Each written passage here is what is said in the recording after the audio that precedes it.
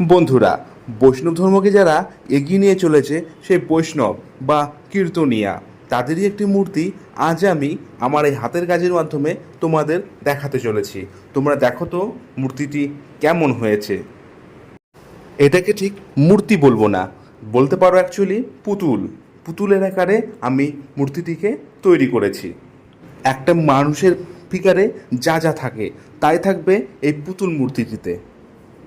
যেমন আলগাভাবে এটাকে কাপড় পরানো হয়েছে বা ধুতি, যাই হোক, যাই বলবে তোমরা। আর একটু বয়স্ক বানানোর জন্য এই মূর্তিটিকে আমি সাদা চুল অর্থাৎ তুলো ইউজ করেছি, যেটা দেখতে অনেকটা সাদা চুল পাকা দাড়ির মতো লাগবে। তো কেমন হলো অবশ্যই জানাবে।